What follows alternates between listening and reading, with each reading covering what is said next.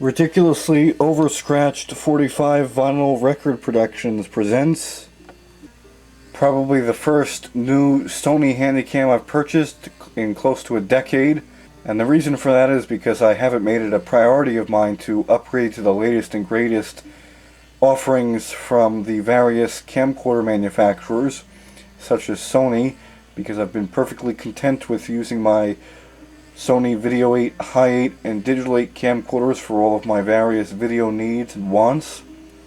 However, after seeing fellow YouTube user and Stereo Dust Particles member Carnell Proud 266 in his video of his Sony Handycam HDR-CX240, I decided to purchase one myself because it was an open box item. And hey, when you think you're getting a great deal, you really have trouble passing it up. In fact, considering what they're going for on eBay now, if you do a quick search of just Sony Handycam, they're the first results that pull up. I didn't buy mine for nowhere near what these people are going to pay because I got an open box camcorder. And this really isn't a very old model camcorder. It has mention here of a 2014 FIFA World Cup, so it can't be all that old, probably just a year at the most. And it still is going down considering how much these went for new. There's about $200 to $220, and people are already getting significant discounts just because of the sheer fact of depreciation. This does have 9.2 megapixels. I'm sure the majority of those megapixels are interpolated. This has a 54x clear image zoom, which is Sony's way of saying that this doesn't have very much barrel distortion or any kind of a hazing effect when zooming into its full potential. And something that I got this camcorder for, a wide angle lens, because the JVC HD Vario camcorder I was using prior to this for the very, very random few occurrences that I did need an HD video camera, it had just the most ridiculously narrow field of view. You had to step halfway across the room just to be able to videotape what I'm showing right now. It was just really, really ridiculous. However, that won't be a problem apparently because this has a 29.8mm wide-angle lens. Something that I would like to point out that I find a bit misleading and perhaps misinformative is this proclamation on the box that says it works with iMovie. And while that does happen to be true, it's not iMovie friendly in its default settings, and that is when it's recording in AVCHD video mode. And the way in which you accomplish recording video in an iMovie friendly format is to enable the dual video recording mode that this camcorder has available, whereas it records not only an AVCHD MTS file, it also records a lower resolution, lower bitrate .mp4 video file to its MicroSD or memory stick M2 card that you happen to have inserted into it. So you can't just take the high quality AVCHD full HD video files that this camera produces and throw it into iMovie and expect it to work. It just won't happen. You'll have to use the dual video recording mode to record an MP4 video file. And unfortunately, from the information I've garnered from a few web searches, it turns out that there's no way to disable AVCHD mode and default to MP4 video recording. This has a very small built-in USB cable that's integrated into its hand strap. I would much prefer having an actual miniature or micro USB jack followed by a separate DC power jack for charging, so you could charge this thing while transferring the files. But it seems to be the status quo these days with camcorders trying to make things as simple as possible for the rest of us, that they are just integrating a single USB cable and letting that take care of everything.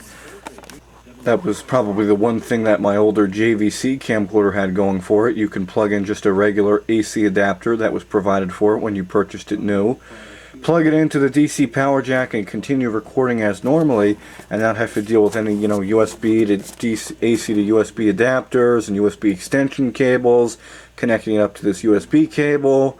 It just gets a bit more troublesome than it's worth sometimes. Now, opening this up, we do get an actual bona fide instruction manual, one in Spanish and one in English, albeit quite small, cut and dry. It does at least tell you how to get started, and it isn't some kind of an insert referencing you to go to some kind of a web page or website to download a PDF version of the manual. Can't stand those. I'd much rather have an actual real paper manual to refer to in times of need. and something that Sony has been particularly fond of doing ever since they released and started their Handycam lineup, including an accessories guide. Here is the main attraction itself, the camera and the cables. Now your packaging may very well differ from mine, as again, this is an open box item. There are going to be slight deviations in the way in which it was packaged. However, that being said, it should be relatively the same. We do get a Sony branded AC to USB adapter, which hopefully will be a bit higher quality than those fake knockoff Apple AC to USB chargers that people seem to get with practically everything these days. I mean, people are practically giving them away. We also get a USB extension cable here, again, because the built-in USB cable that comes with this camera is incredibly small. You might want to think about using one of these so that when you're charging the camera, it's not going to be hanging off this actual charger. We also should have this what I believe to be a micro HDMI cable.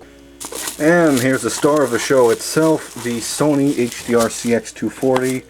We do have the zoom control up here, telephoto and wide mode, and a photo button for taking still images to the memory card. On the front of the camera itself is the lens. Again, this is a wide angle lens, so it actually will be able to accommodate everything you're trying to videotape, and then some without your needing to step back several steps just to be able to get everything in frame. And this does have a manual lens shutter, which I'm actually quite fond of myself. Now, one little gripe that I do have with this camcorder is its undersized and, dare I say, inadequate wrist strap. This thing's really undersized, especially for an average person's hand. You have to undo it, or at least I had to do it practically all the way with very little Velcro to spare. Here is your USB cable, which slides into this protective little sheath that's integrated into the wrist strap itself. And over here, where a battery is almost always going to be located on a regular camcorder, we have nothing but just a plain piece of plastic, because the battery itself is actually located on the underside of this camera beneath this small flap. But I highly doubt you're going to be able to get any kind of a battery that has a capacity that's anywhere close to these high capacity Info Lithium L series batteries of yesteryear, because they just simply won't fit in such a small compartment.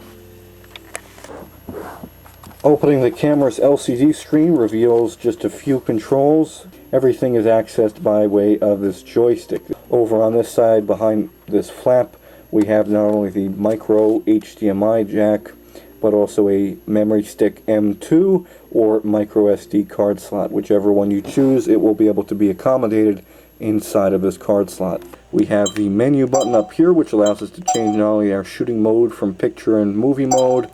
We have our camera and mic settings that allow us to adjust white balance, exposure, and other manual camera effects and functions.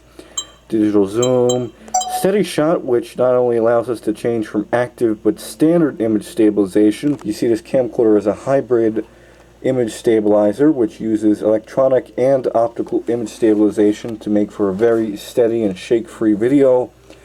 However, using active image stabilization does crop the image slightly to make up for what the electronic image stabilization does.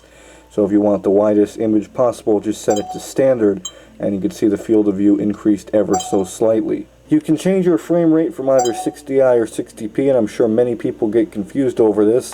60p is true 60 frames per second video, progressive, and 60i is recording 30 frames per second or 60 interlaced fields per second.